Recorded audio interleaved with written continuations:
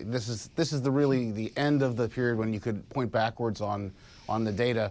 The president can't be responsible for the January data, but the quarter as a whole, it really is in the Trump administration. It's a noticeable weakening in the economy. I think if you toss out all the trade-related factors that Mike McKee went through, you've got an underlying growth rate of something like 1.5, down from 2.5 in the fourth quarter, 2.4. That's troubling because it's when we turn the corner into April that we see the impact of Liberation Day and the array of tariffs that went on and off. We'll get our first impact read on that in the official data on Friday, but we saw the ADP employment report today, and that came in very soft, 62,000 jobs. Some weakness in places you wouldn't expect, education and health. So I think Friday's jobs report is going to be a very important read on the economy. It'll tell us a lot more as we hear further references to the R word here, and some suggesting we may already be in a recession. Douglas, it's great to have you back. We heard from Peter Navarro this morning, as you might have heard me mention. This was the best negative print for GDP I've ever seen. You feel that way too? Well, every now and then I yell at the TV. No, I don't feel that way at all. This was a bad report. I don't think there's any way you can sugarcoat it. Among the things that were really troubling was the very soft household spending, particularly on goods, durable goods. You would have thought that people, and we heard a lot of anecdotes about this, you would have thought that people would be buying ahead of the tariffs to get those things in their houses before they hit. That's a really weak number. And so I think if you look at that and the fact that outside of what's clearly a tariff-related surge in equipment investment, the core of the economy really didn't look good in the first quarter. And as Mike McKee mentioned, the PCE core price index was up to 3.5%. That's a bad combination. Rising inflation, softening economy. Nobody should think this is a good print. Well, so then it becomes a question of any kind of correction or what could pull us out from the downward trajectory, Douglas. And the White House would argue, as we heard evidenced in the cabinet meeting earlier, that the tax cuts coming down the pike, the renewal of the 2017 cuts, the others that Trump would like to implement, are going to be somewhat of a solve here. And I wonder, assuming that the president can get everything he wants on tax policy, which still remains a question as Congress works on that, to what extent you do expect it'll be some kind of offsetting factor?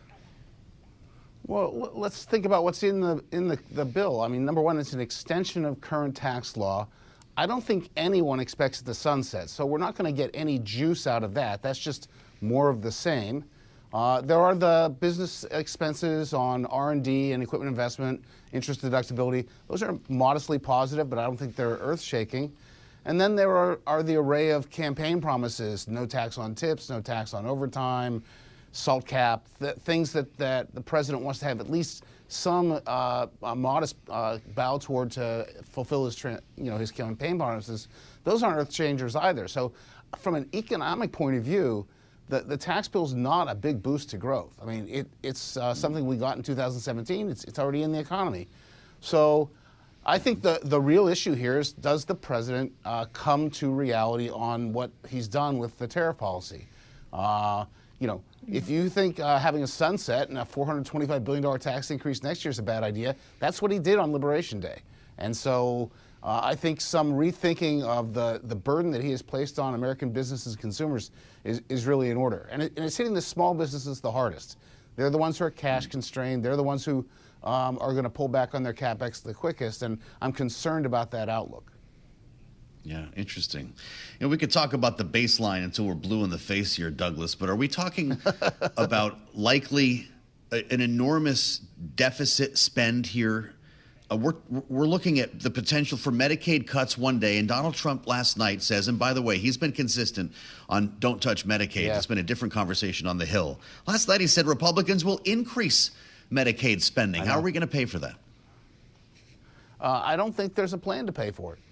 They don't plan to pay for defense spending increases. They don't plan to pay for border spending increases.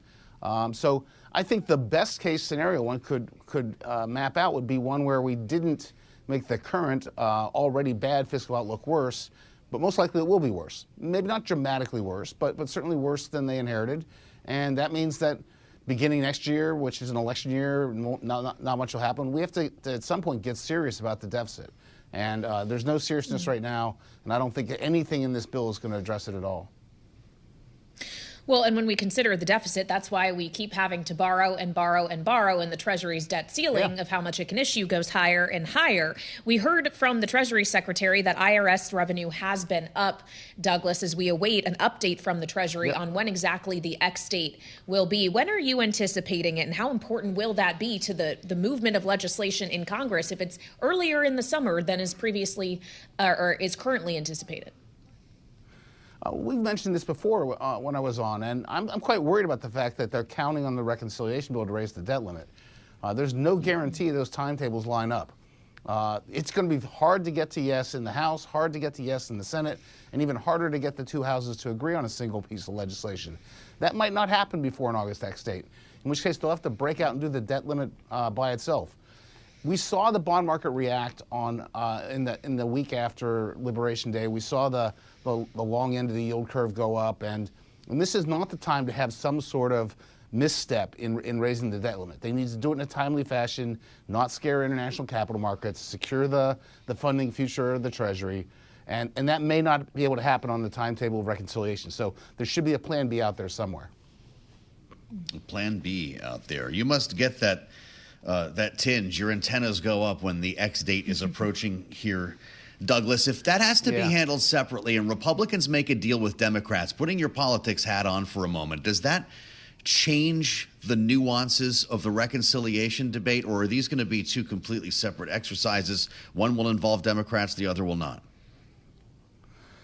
If they have to do the debt limit, they will need Democrats in both the House and the Senate, and that will be expensive. Democrats will want some things that Republicans aren't planning to do in reconciliation. They're going to want an extension of the health insurance tax credits. They're going to want a bigger child credit. They're going to want a lot. And so what loses is the fiscal outlook. You get to raise the debt limit and solve the immediate problem, but you make the longer-term problem harder. And I don't know what that does in reconciliation. It may empower them to say, okay, well, we might as well just blow it all out this year. We already spent a lot of money, which is the wrong reaction to have, but we've seen it before. So I think that dynamic's actually a very dangerous one from a fiscal policy point of view. Well, and when we consider the shape of all of this policy, what role realistically, Douglas, is the parliamentarian going to play? And is there anything you're skeptical about actually getting through that review, knowing that for Republicans to be able to pull this off, they have to use this reconciliation process, and John Thune wants to stick to, or at least was indicating previously, wants to stick to whatever the parliamentarian rules. Right. Yes, he did say that, and I think that's the right call. It really limits the scope. I mean, we've heard things like putting all of the competition policy in the Department of Justice and getting rid of the FTC. You can't do that in reconciliation. There's a lot of regulatory reform they'd like to do. It seems unlikely to make it through in regulation. Energy policy, you can do clean energy tax credits in or out, but you can't really do big policy making. So I think it would narrow the scope of that one big beautiful bill considerably. And if they want to make those policies real, they're going to have to do some more legislating after the reconciliation bill. Where are you on the timelines here, Douglas? The Speaker still seems to think Memorial Day is realistic. Scott Besson is pointing us to the 4th of July. Are either reasonable? I've been thinking Thanksgiving all along, so I'm skeptical. I mean, my observation is that the House can be done by July 4th, and the Senate can be done by July 4th, but I don't think they can agree by July 4th. They have yet to settle any differences. Wow. As you mentioned at the outset, they haven't even figured out which baseline to use. We got a current policy baseline in the Senate, a current law baseline in the House.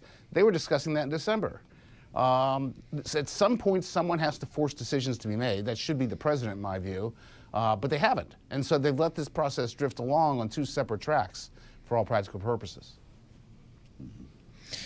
Well, and when we consider practicality here, Douglas, we heard the president last night at his rally in Michigan talking about Republicans in Congress, actually, that may need to be voted out because of the way in which they sometimes act against the rest of the party. I think we know that the types he's referring to. I'm not sure if Tom Massey and Chip Roy's ears perked up at that. But I do wonder what you expect to see from some of these hardline conservatives who want deep spending cuts, who want to see these offsets and may not be able to see them in the kind of size and scale realistically that they'd hope. A reconciliation bill is an act of disappointment for everybody. It's not going to have anyone's desired mix. You're always compromising. You're always trying to fit it into the box that you've created from the budgetary point of view. And the reality is, failure is not an option. So in the end, after all of the posturing and the speeches, which will take us to Thanksgiving, in my view, they're going to, lock arms and vote yes. And I think that's the outcome that everyone should expect. Mm-hmm.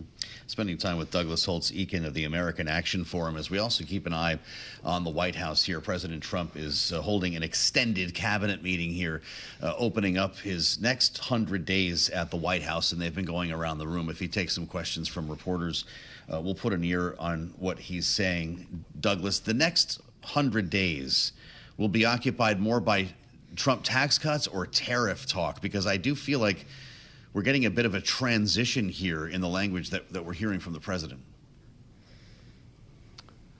Well, I think that he's going to try to point to the tax bill as the sort of economic rescue plan. Yeah. This week report.